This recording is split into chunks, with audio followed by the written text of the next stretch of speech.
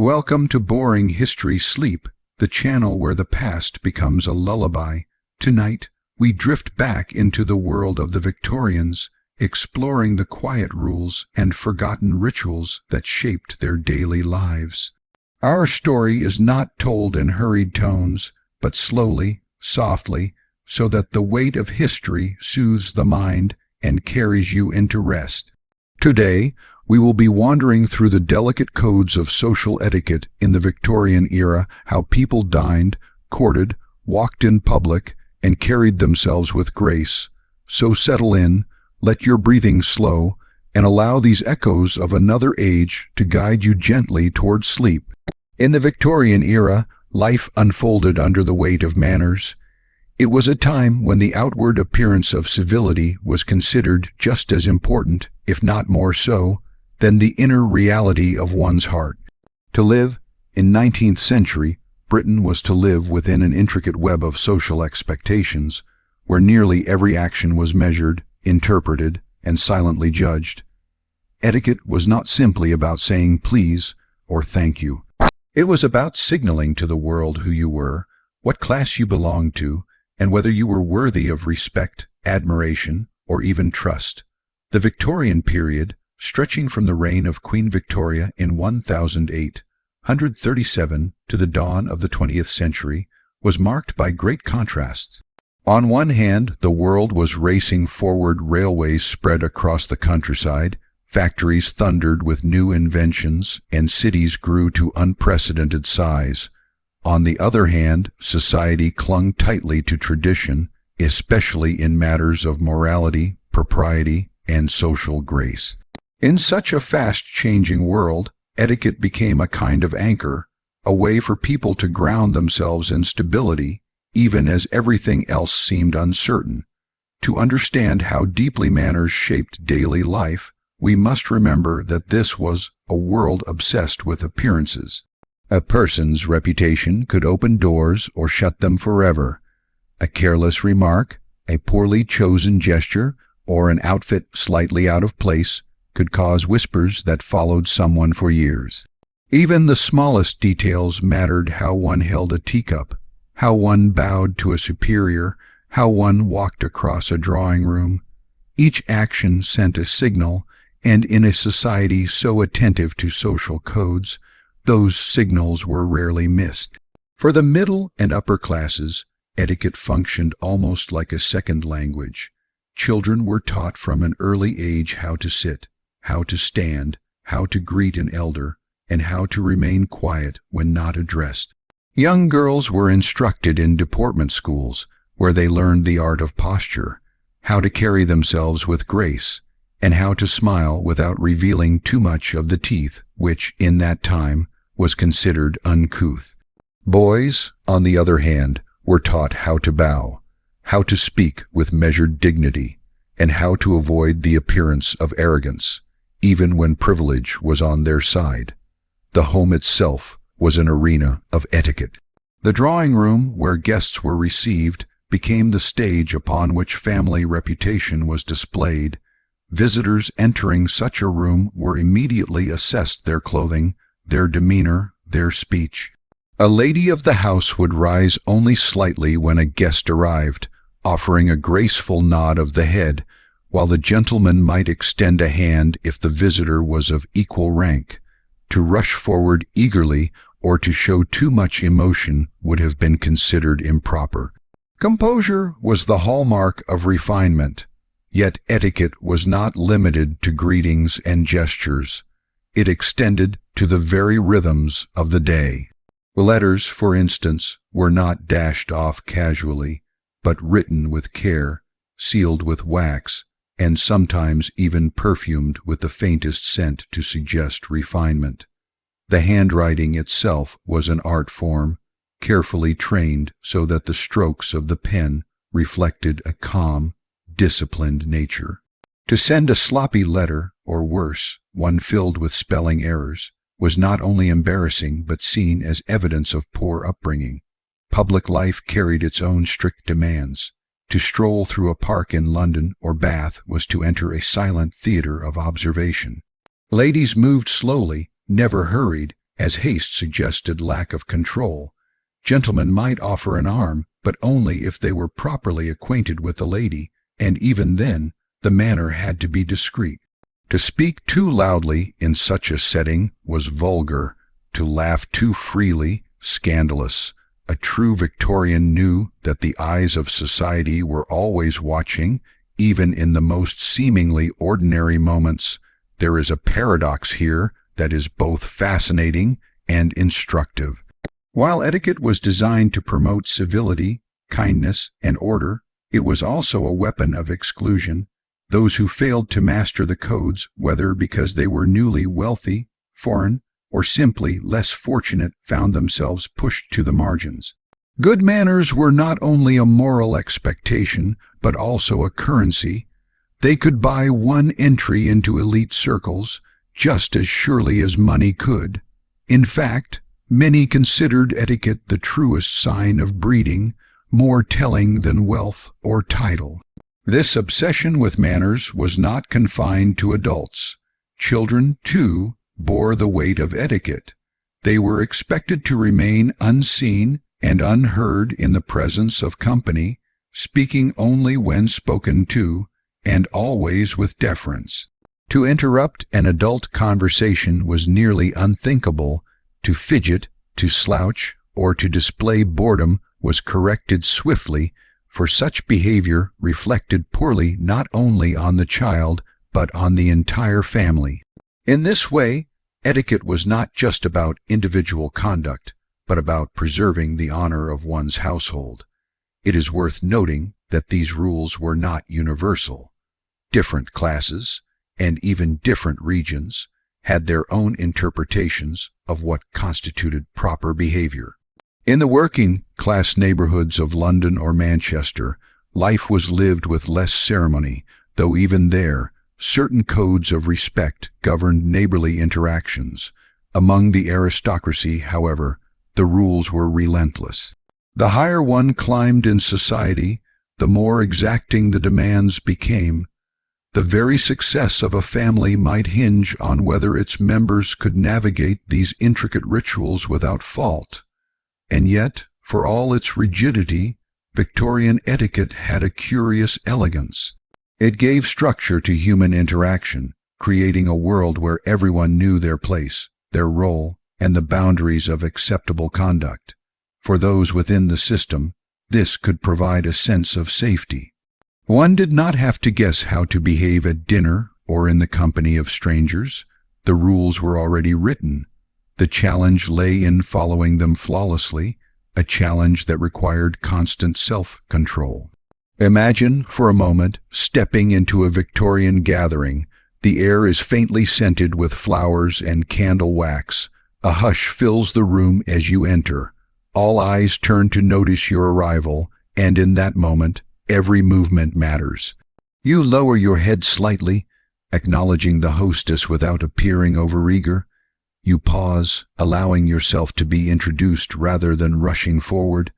Your posture remains upright, your expression calm. Even the placement of your hands, never stuffed into pockets, never flailing, is a message. By these subtle gestures, you reveal yourself to be either a person of refinement or someone hopelessly out of place. This is the heart of Victorian etiquette, the belief that behavior, even in its smallest details, was a reflection of moral character. To speak out of turn was not merely rude, it was evidence of selfishness.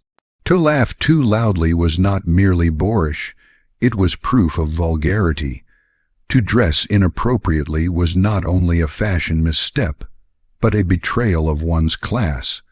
In this way, etiquette blurred the line between appearance and virtue, making them almost indistinguishable. Of course, not everyone embraced these rules with equal sincerity.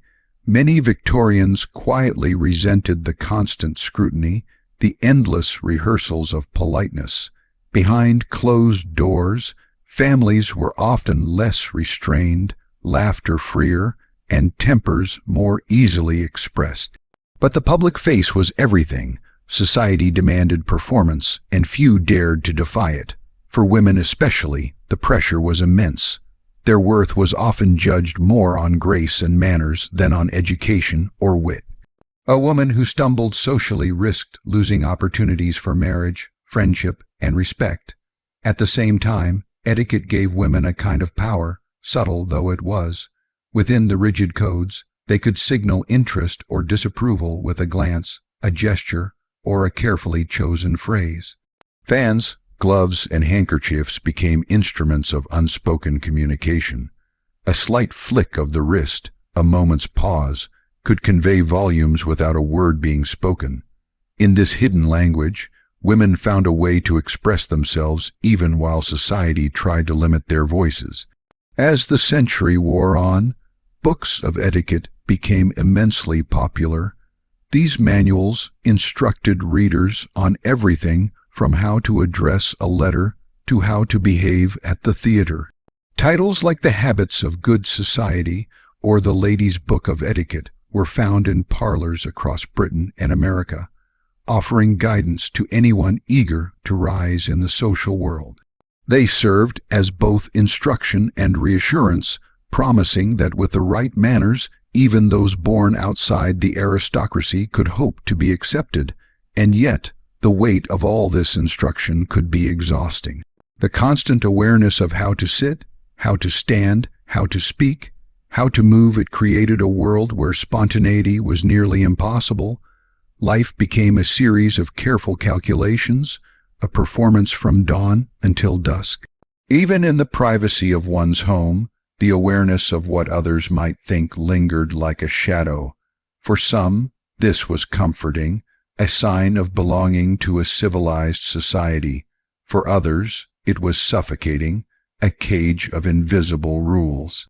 Still, the allure of etiquette endured. To be known as a person of impeccable manners was to be admired, trusted, and welcomed. It was to carry a quiet aura of respectability that could not easily be shaken. And in a time when social mobility was limited and reputations fragile, that respectability was priceless.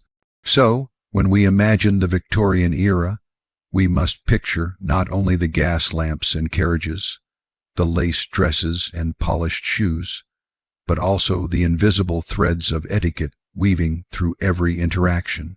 It was a world where civility was armor, where grace was currency, and where even the smallest action could echo for years. And as the candlelight flickers in our minds, we see that in that age of rigid formality, the true test of character was not only what one said or did, but how flawlessly one performed the art of manners. In the quiet world of Victorian society, a greeting was never just a greeting. It was an opening act, a subtle performance, the first step in a carefully choreographed dance of manners. To modern eyes, a simple hello might seem unremarkable, but in the 19th century, the way one introduced oneself or was introduced by another carried layers of meaning. Every bow, every curtsy, every exchanged word was loaded with significance. To understand greetings in this age is to understand how the Victorians viewed not only themselves, but the intricate order of their world. Imagine, for a moment, stepping into the drawing room of a grand Victorian house.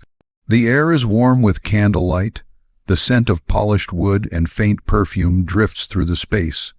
Conversations pause ever so slightly as you enter, and in that hush, the etiquette of greeting comes alive. No one rushes toward you with exuberant handshakes or loud exclamations. Instead, there is a measured calm, a poised acknowledgement. If you are a gentleman of equal standing, another gentleman may incline his head and extend his hand, but never with eagerness. If you are a lady, your entrance is marked not by hurried chatter, but by graceful recognition, a nod, a smile, perhaps the offer of a gloved hand if the introduction has been made through the proper channels. It is important to remember that Victorians did not believe in casual encounters. Polite society frowned upon speaking to strangers without a proper introduction. To approach someone unannounced, even with good intentions, was to risk appearing forward, or worse, impertinent. Introductions were always mediated, usually by a host, hostess, or trusted acquaintance. In this way, the world remained orderly. Everyone knew their place, and everyone was shielded from the discomfort of unsolicited advances. Consider the bow, a gesture familiar to us, yet infinitely nuanced in Victorian times. A gentleman's bow was never too deep, lest it suggest servility, nor too slight, lest it appear careless. The angle of the head, the steadiness of the gaze, the timing of the movement each carried meaning. To bow too long might suggest undue familiarity, while to bow too quickly might signal indifference. For women, the curtsy was equally refined. A slight dip of the knees, the graceful lowering of the eyes, the gentle rise without haste, these movements were practiced until they became second nature. A poorly executed curtsy could be as damaging as a poorly chosen word. The handshake, which today we treat as almost universal, was far more selective in Victorian society.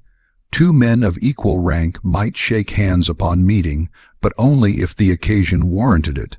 For women, handshakes were a matter of choice.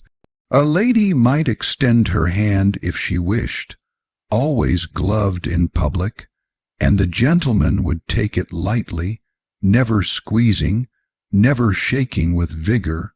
To insist on a handshake when one was not offered was a breach of etiquette. And so, even the simple act of clasping hands became a symbol of status, deference, and restraint. Introductions themselves followed a strict pattern. The host, acting as the conductor of this social symphony, would bring two people together with carefully chosen words. Lady Ashford, may I present Mr. Henry Collins. Notice the phrasing. The lady was always introduced first, a mark of respect for her position.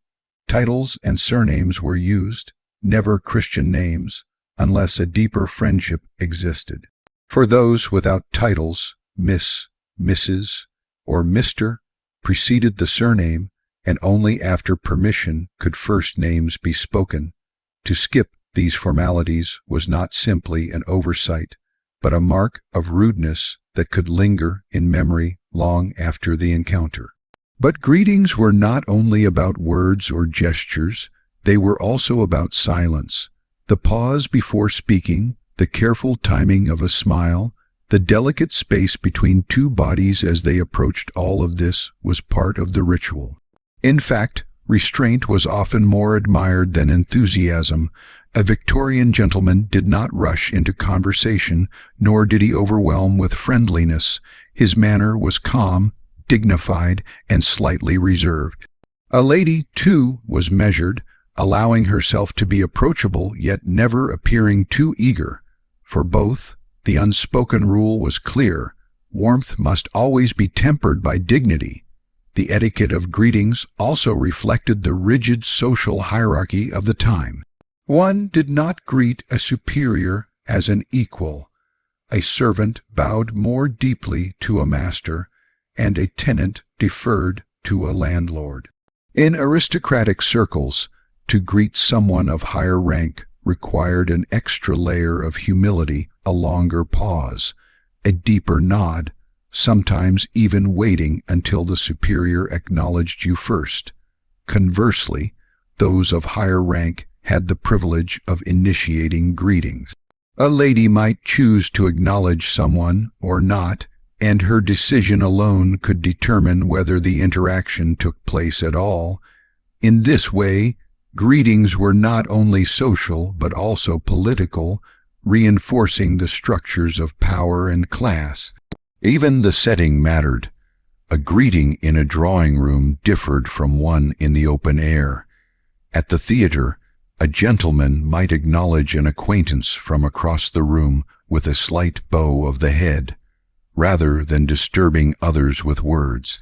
In a park, two ladies might exchange smiles and curtsies as their carriages passed, never breaking the calm rhythm of the ride. At church, greetings were subdued, almost whispered, for the sanctity of the space required reverence. Each location shaped the form of the greeting, yet all were united by the same underlying principle: restraint, grace, and order. For young men and women navigating the complex world of courtship, greetings were especially charged with meaning. A bow held a fraction longer than necessary, a curtsy accompanied by a faint smile, or the brief extension of a hand. These small variations could communicate interest or admiration without a single word being spoken. Yet the rules were strict. To show too much attention in a greeting could invite gossip. To show too little could offend. Courtship unfolded slowly, often beginning with the most delicate gestures of recognition, each one observed not only by the couple, but by the watchful eyes of family, friends, and society at large. The rituals of introduction also protected reputations. In a society where gossip could ruin a person's standing, formal introductions served as a safeguard. They ensured that everyone present knew the proper connections, the social legitimacy of the encounter. Without an introduction, a gentleman speaking to a lady might be seen as bold, even disrespectful. With one, the interaction became sanctioned, respectable, and safe. This explains why so many novels of the era, from Jane Austen to later Victorian writers, placed such weight on the moment when characters were introduced. It was never trivial. It was the gateway to friendship, love, or scandal. Books of etiquette, popular throughout the 19th century, devoted entire chapters to the subject of greetings. They outlined in painstaking detail how to introduce a young lady to an older gentleman, how to acknowledge an acquaintance in the street, and how to end a greeting gracefully without lingering too long. These manuals warned against impropriety in tone, posture, or timing. They reminded readers that a greeting was not only a reflection of one's manners, but also of one's family and upbringing. It is easy to see why such detail was necessary. In an age without instant communication, first impressions carried immense weight. A meeting at a dinner party might determine the success of a future business venture. A brief encounter at a ball might lead to a marriage proposal months later. And in all these cases, the way one greeted others became the foundation upon which further interactions were built. To stumble at this first step could mean losing opportunities that might never return.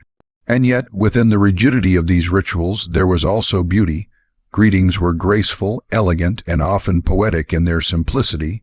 They slowed life down, encouraging people to notice the subtleties of posture, tone, and eye contact. They made each introduction an event, each acknowledgement a ritual of respect. To live in that world was to live in constant awareness of the power of small gestures. If you close your eyes and imagine the sound of footsteps on polished floors, the rustle of silk dresses, the quiet murmur of conversation, you can almost feel what it was like to enter a Victorian gathering. You can sense the stillness, the anticipation, the delicate choreography of movement and voice, and in that moment you realize that for the Victorians, greetings were more than politeness. They were the language of society itself, the first step in the endless dance of human connection, carried out under the watchful gaze of an age that valued dignity above all. In the Victorian world, conversation was never casual. It was not something tossed carelessly into the air like a handful of words meant simply to fill silence.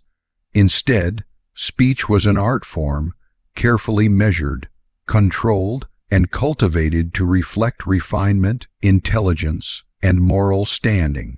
To speak well was to demonstrate breeding, education, and restraint. To speak poorly, or without awareness of tone and subject, was to risk being judged as vulgar, unworthy, or worse, uncivilized.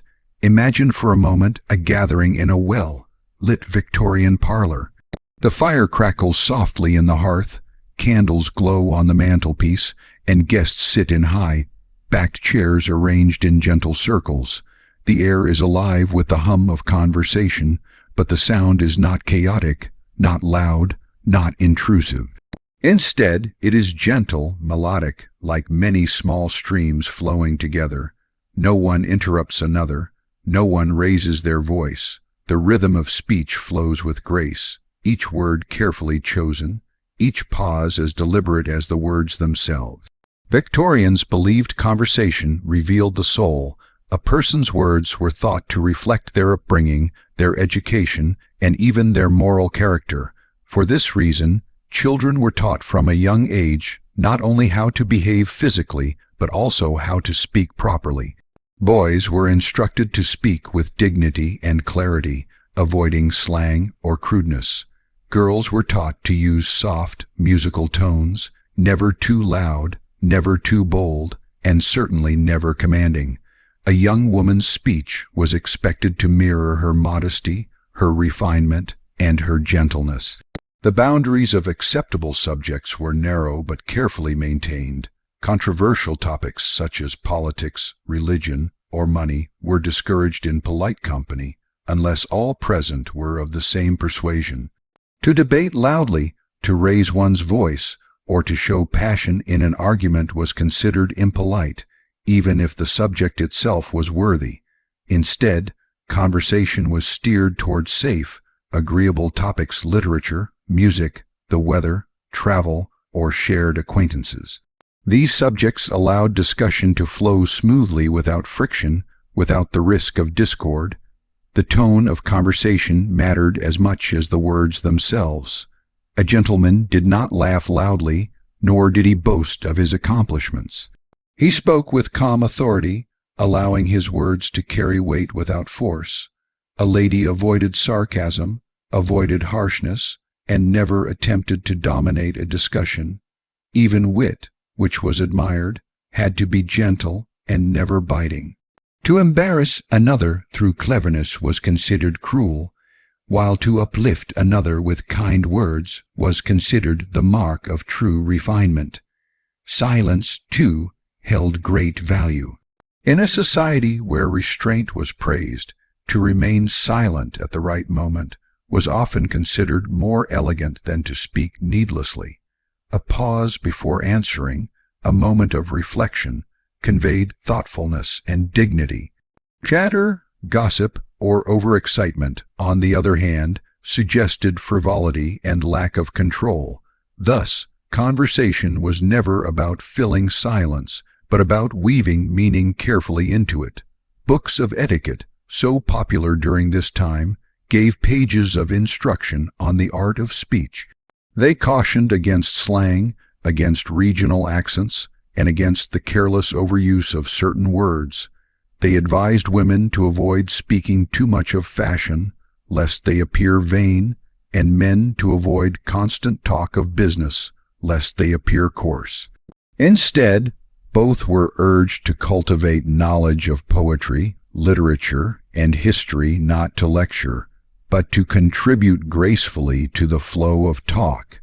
In mixed company, conversation was expected to balance inclusiveness with restraint. No one was to monopolize attention, and no one was to exclude others. A skilled conversationalist was not the one who spoke most, but the one who drew others into the dialogue with gentle questions and thoughtful listening. To appear overly eager to share one's own stories was unseemly. To appear genuinely interested in others was a sign of good breeding. The drawing room was the theater of these conversational performances. After dinner, ladies often withdrew to such a room while the men remained behind for port and cigars. Later, the men joined the women and conversation resumed. In these settings, every word was weighed. A careless remark could echo far beyond the evening, repeated in whispers, reshaped as gossip, and remembered for months. Thus, people guarded their tongues as carefully as their reputations. There was also an awareness of class in speech. The aristocracy spoke with a practiced polish, their accents refined, their diction precise. The middle classes, eager to climb higher, often imitated these patterns, training themselves to avoid the marks of regional dialects.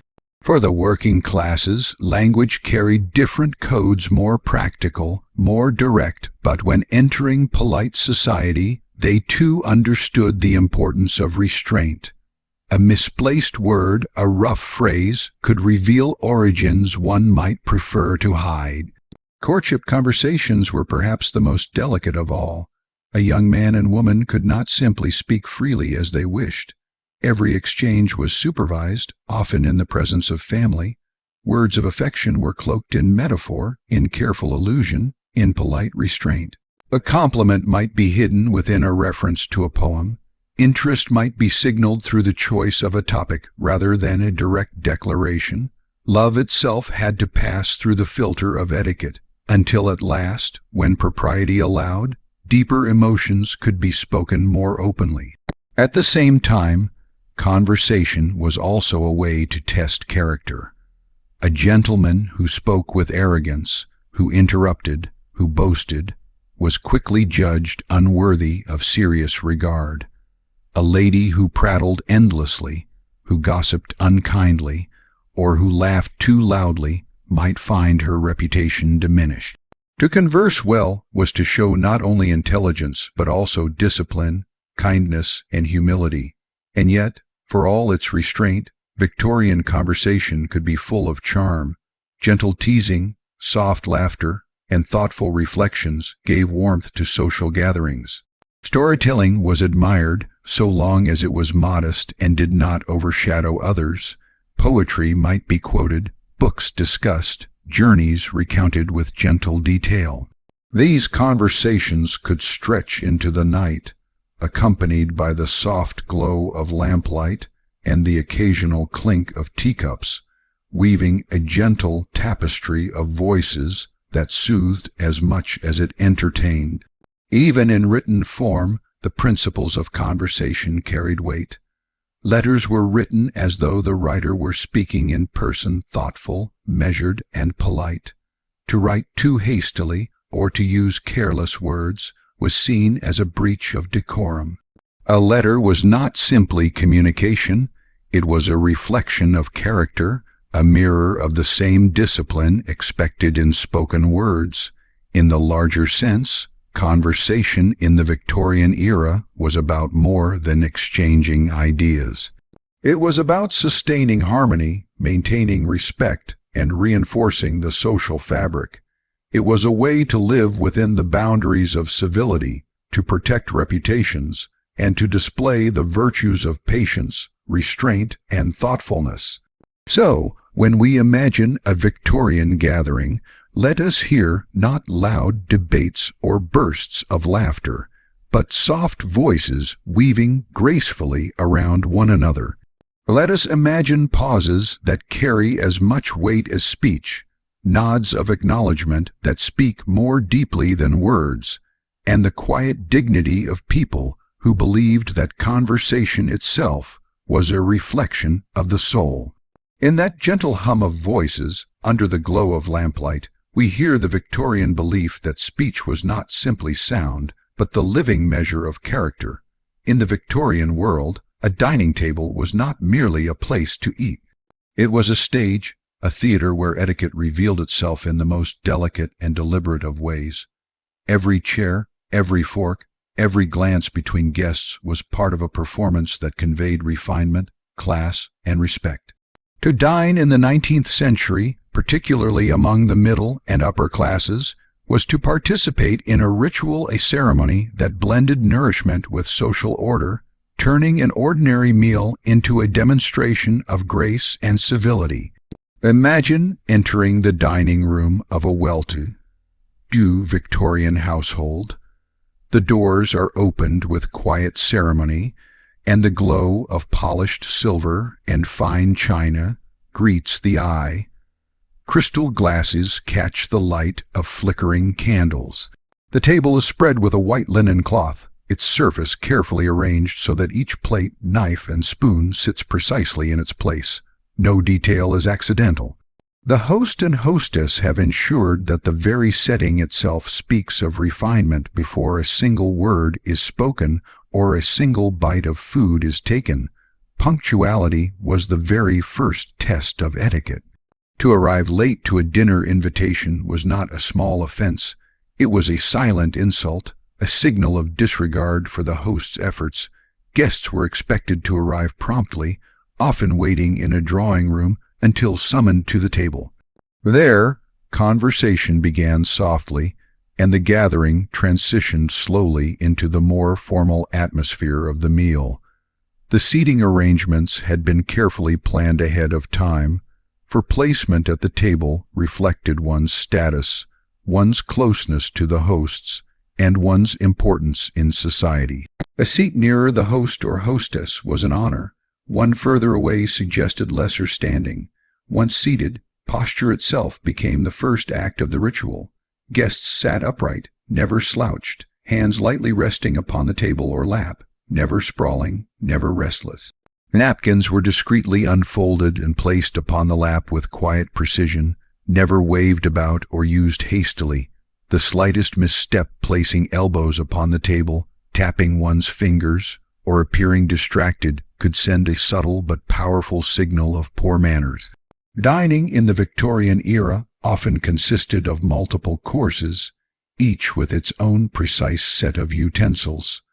The array of forks, knives, and spoons might appear bewildering to a newcomer, but to the practiced guest it was second nature. The rule was simple yet unyielding.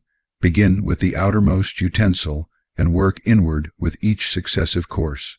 To use the wrong fork, or to handle it clumsily, was to betray ignorance of proper conduct. It was said that nothing revealed one's upbringing more swiftly than one's command of cutlery. The service itself followed a rhythm of elegance. Servants moved quietly, often unseen, presenting each dish with subtle deference.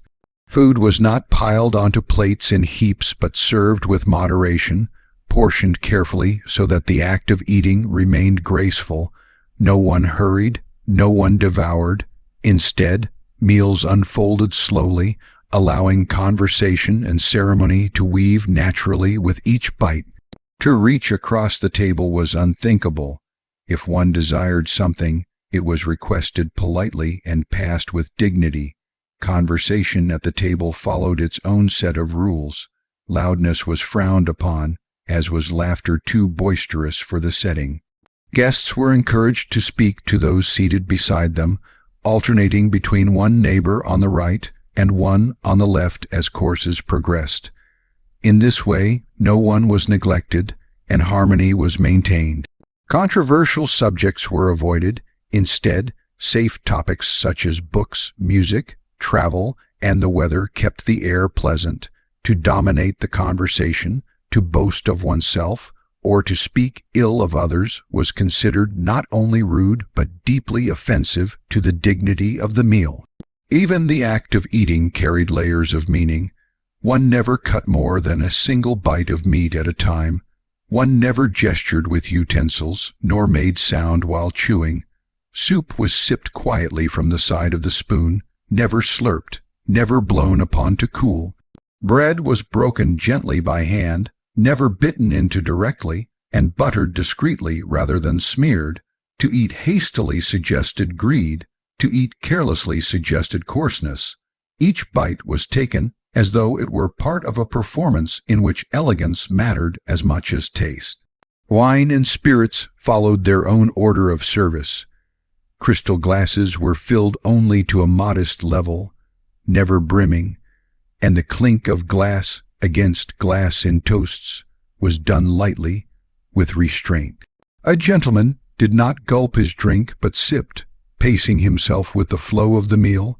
Women, if they drank at all, did so sparingly, for excess was considered improper. Even the raising of a glass carried rules. One looked into the eyes of the person toasted, acknowledged them with sincerity, and then drank quietly, without flourish. The role of the host and hostess was crucial. They were the conductors of this silent orchestra. guiding the flow of conversation, ensuring each guest felt attended to, and maintaining the delicate balance of the room. A successful dinner was not measured by the richness of the food alone, but by the smoothness of the experience. Did conversation flow without discord? Did the courses arrive in seamless order? Did each guest feel respected, acknowledged, and included? If so, the evening was a triumph. If not, no amount of fine cuisine could erase the blemish. The servants, too, were part of this ritual, though largely invisible. They moved with practiced quietness, clearing plates between courses, refilling glasses, presenting dishes with a subtle bow. Their presence was felt rather than seen, and their discretion was essential. A servant who stumbled, who made noise, or who drew attention to themselves could disrupt the delicate balance of the evening. Thus, even those in the background bore the heavy weight of etiquette. Children, when allowed to join, were expected to absorb these lessons from a young age. They spoke little, listened much, and copied the gestures of their elders. A child who fidgeted, who reached for food without permission, or who interrupted adult conversation would be corrected swiftly. In this way, the art of dining was passed down, not only as habit but as heritage, a sign of the household's place within respectable society.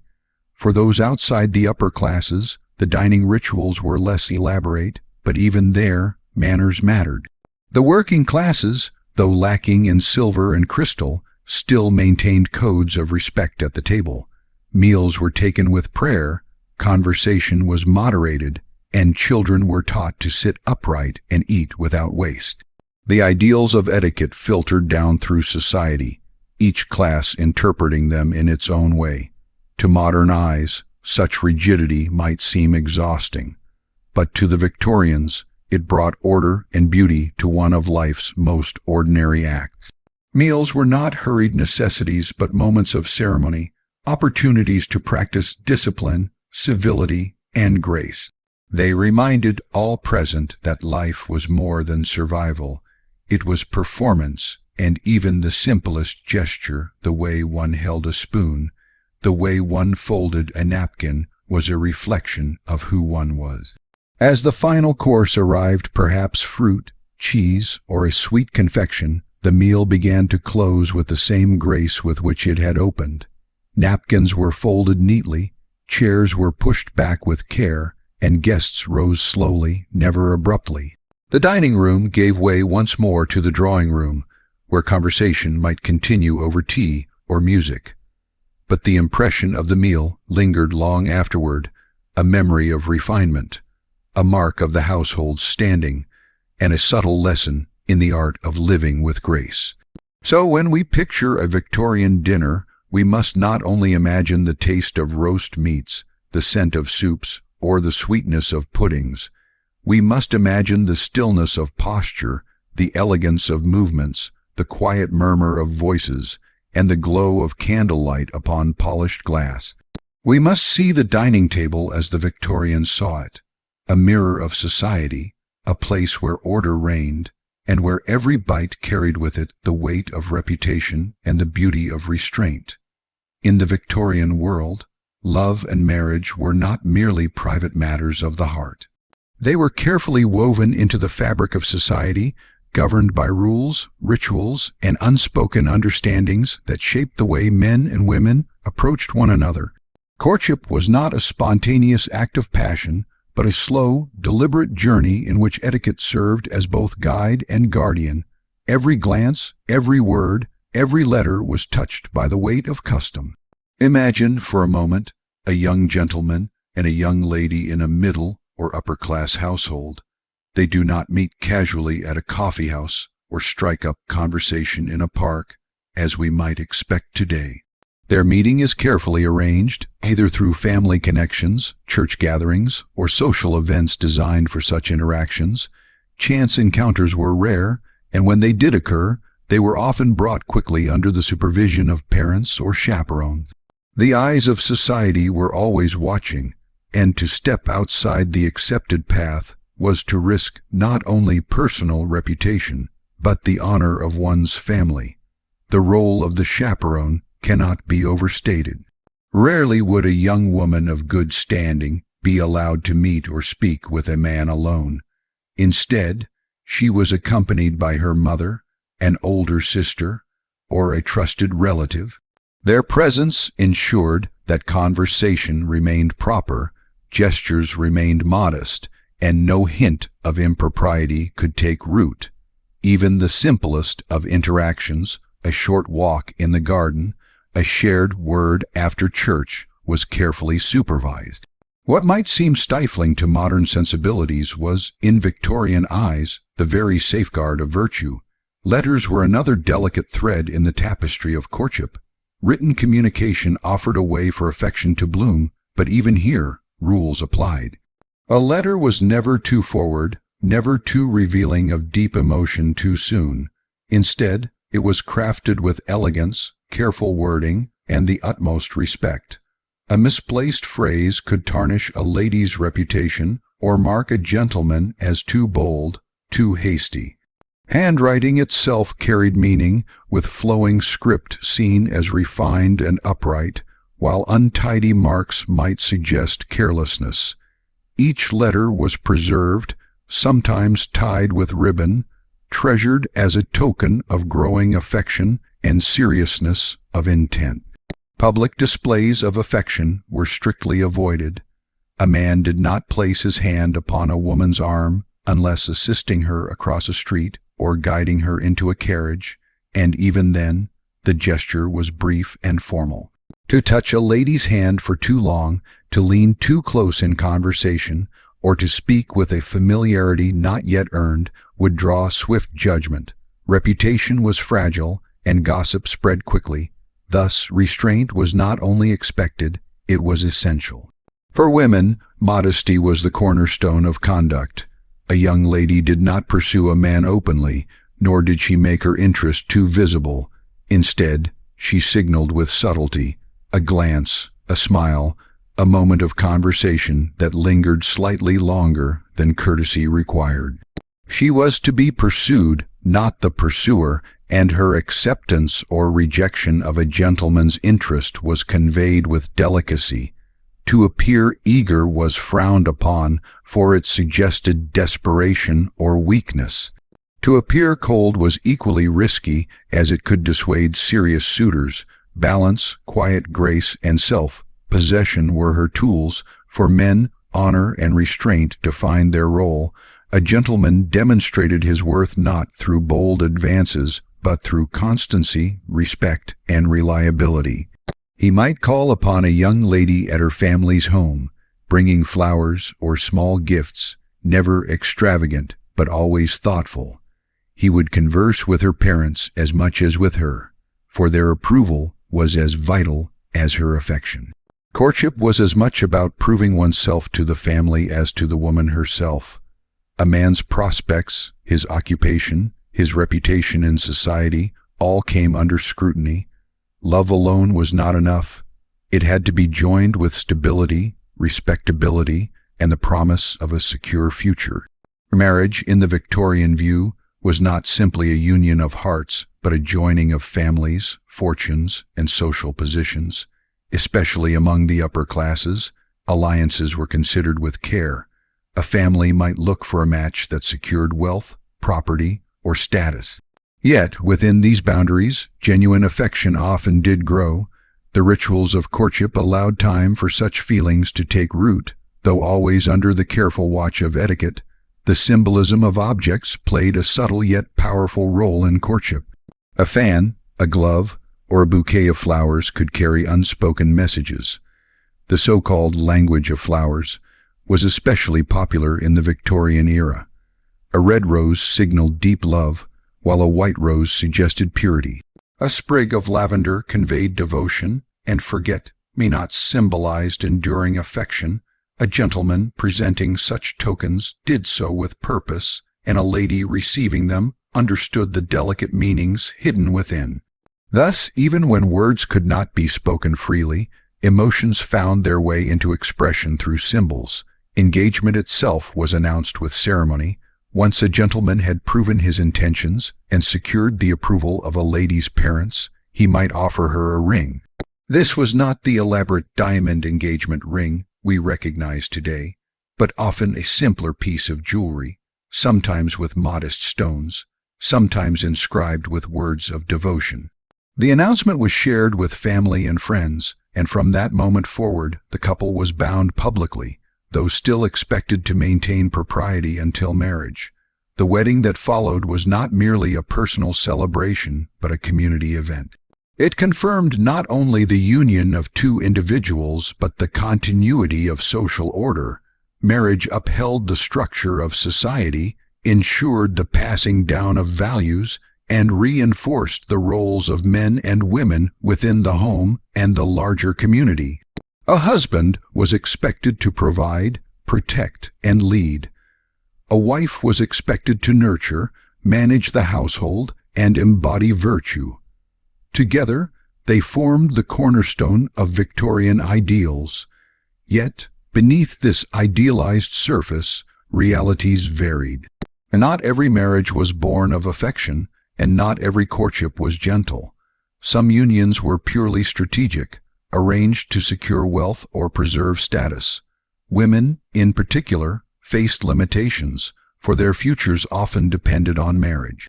A woman who remained unmarried risked being labeled a spinster, a word heavy with pity or scorn. Thus, the pressure to marry was immense, and the etiquette of courtship carried with it not only beauty, but also a quiet weight of expectation. Among the working classes, the rituals were simpler, yet the values remained. Courtship still demanded respect, though without the elaborate layers of formality. Couples met at dances, church gatherings, or community events. Families remained involved, and reputation still mattered deeply. Love might blossom in humbler settings, but even there, modesty and respect formed the foundation. For us today, looking back, Victorian courtship might seem restrictive, even suffocating. But to those who lived it, it provided structure, stability, and a sense of honor. It slowed the rush of passion, allowing time for reflection, for trust, and for the weaving together of families. It ensured that marriage was not only a private bond, but a public commitment, witnessed and supported by the wider community. So, when we imagine Victorian romance, we must look beyond the lace dresses, the candlelit parlors, and the quiet gardens. We must see the deeper world of meaning, the careful restraint, the coded gestures, the respect for family, and the patience with which affection unfolded. Courtship was not a wild flame, but a steady light, kindled slowly, nurtured carefully, and guarded by the rules of society. It was, in many ways, love shaped by disciplined love that spoke as much of duty as of desire, and that sought to balance the yearnings of the heart with the demands of honor and tradition. And in that balance, the Victorians found their vision of romance, quiet, dignified, and everlasting in its memory. To step outside one's home in the Victorian world was to step into a stage of manners. Public spaces, the street, the marketplace, the theater, the railway carriage all became arenas where one's behavior reflected not only upon oneself, but upon one's family and social standing. Every gesture, every word, every silence carried meaning. To behave improperly in public was to invite judgment, gossip, and sometimes even exclusion from respectable society. Thus, etiquette was not confined to the dinner table or the parlor. It extended into every corner of daily life. Imagine for a moment a Victorian gentleman walking down a busy London street. His stride is measured, not hurried, for haste was often seen as undignified. He tips his hat politely to acquaintances, offers a nod of acknowledgement to those of equal standing, and keeps his gaze lowered when passing strangers. Loud behavior, laughter that carried too far, or gestures too broad would mark him as uncouth. The street was not a place to draw attention to oneself, but rather a place to demonstrate composure and self-control. For women, Public behavior was even more carefully guarded. A lady never walked alone in crowded areas unless necessity demanded it. She was often accompanied by a relative, a maid, or a chaperone, especially in the evening. Her steps were small and deliberate, her gaze modestly lowered. She did not call out across the street, nor did she allow her dress or manner to appear too flamboyant. Respectability was her shield and modesty her armor. A woman seen as too bold risked damaging not only her own reputation, but also her family's honor. Travel, which expanded rapidly in the Victorian age with the growth of railways, created new arenas for etiquette. Railway carriages became microcosms of society. A gentleman offered his seat to a lady, especially if she were elderly or visibly fatigued. Conversation between strangers was kept brief and polite. Intrusion into another's privacy was frowned upon. One did not eat noisily in public, nor did one stretch out or take more space than necessary. The ideal passenger was quiet, courteous, and restrained. Even luggage was placed carefully so as not to inconvenience others. The theater, too, demanded careful conduct. Attending a play or an opera was both entertainment and social ritual. Audiences dressed with elegance, speaking in subdued tones before the performance began. Once the curtain lifted, silence was expected, broken only by measured applause at appropriate moments. To talk loudly during a performance or to behave without restraint was seen as deeply offensive. For many, the theater was not only about art but about being seen, and thus manners mattered as much as the play itself. Shopping, which grew more prominent in Victorian cities with the rise of department stores, brought its own set of rules. Ladies and gentlemen were expected to treat shopkeepers and assistants with courtesy, never raising voices or appearing impatient. Bargaining, once common in markets, became less acceptable in refined settings. Purchases were made calmly, payments conducted with discretion. To behave rudely toward those serving was to display poor breeding, for true gentility was measured by kindness to all, regardless of rank. Conversation in public spaces was always moderated.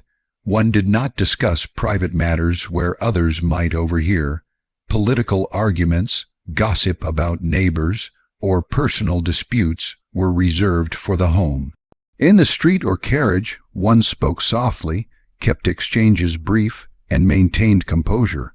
The Victorians valued discretion highly, and to reveal too much of one's private life in public was considered vulgar. Greetings themselves were small but significant rituals. A gentleman raised his hat slightly when acknowledging a lady, but never so dramatically as to appear theatrical. A bow or curtsy was given in more formal encounters, measured carefully according to the rank of the person greeted. Handshakes were firm but not crushing, reserved primarily for men of equal standing, while women often offered only a slight nod or smile. Every exchange was scaled by status, a constant awareness of where one stood in the intricate ladder of society. Children, too, were taught from an early age to reflect the values of their family in public. They walked beside their parents quietly, never running about or shouting in the street. They were instructed to greet adults politely, to avoid interrupting, and to remain composed.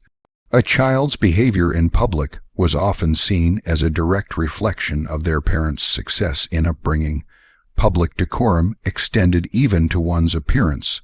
Clothing was expected to be clean, modest, and suited to the occasion. To appear in shabby attire when one could afford better was to invite whispers of negligence or moral weakness. For the working classes, cleanliness and neatness carried their own dignity, even when garments were simple. The notion that clothes make the man was strong, for outward appearance was seen as a mirror of inward character. Religious spaces, too, held strict codes of behavior. In church, silence reigned before and after services. Voices were hushed, movements restrained, prayer was performed with reverence, and dress was modest. To behave irreverently in church was not merely a breach of etiquette, but an offense against the divine order itself. Thus, public and spiritual conduct were deeply intertwined. Even small gestures, almost invisible to us today, carried weight. To stare at someone in public was considered rude. To laugh too loudly risked being branded as unrefined. To smoke in front of a lady was frowned upon.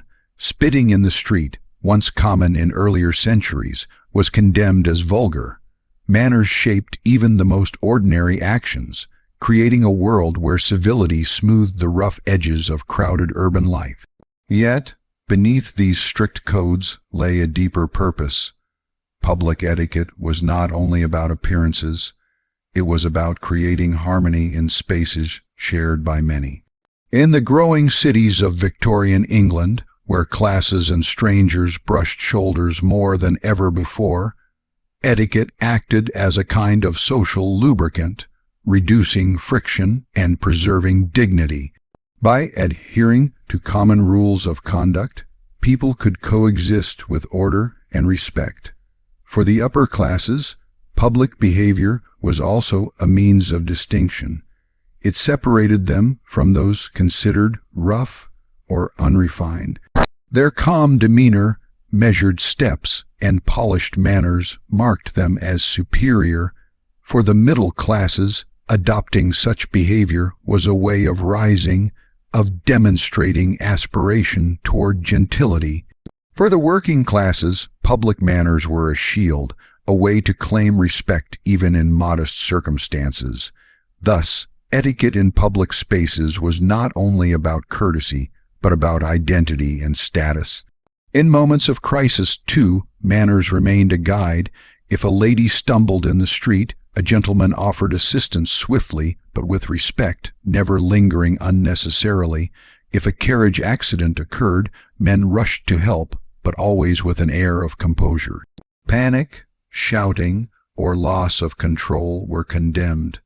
The true mark of character was one's ability to remain calm and courteous, even in difficulty. To us today, these countless rules may seem burdensome, even exhausting. But to the Victorians, they offered a sense of order in a rapidly changing world. The 19th century was a time of industrial upheaval, expanding cities, and shifting social structures. Etiquette provided stability. It reassured people that, despite the noise and bustle of modern life, there remained a shared code that bound them together. So when we imagine a Victorian street, we must see not only the horse, drawn carriages, the gas lamps, and the shop fronts. We must also see the invisible threads of behavior weaving through the crowd, the gentleman's tip of the hat, the lady's modest step, the child's quiet obedience, the servant's discreet bow. We must hear the softened voices, the careful greetings, the restrained laughter. Public life was not simply movement and noise. It was a dance of civility, a performance of order played out every day. And in that dance, the Victorians found not only respectability, but also a sense of belonging. To follow the rules of public etiquette was to affirm one's place in society, to declare oneself part of the shared fabric of civilization. It was, in the end, not just about manners, but about identity, honor, and the quiet dignity of being seen as respectable in the eyes of the world. And so, our quiet journey through the manners and rituals of the Victorian era comes to a close. As you drift deeper into rest, may these gentle echoes of the past carry you toward peaceful dreams. Sleep well, and good night. If you enjoyed this bedtime history, don't forget to like, share, and subscribe for daily videos designed to calm your mind and guide you softly into sleep. Until tomorrow's story, rest easy.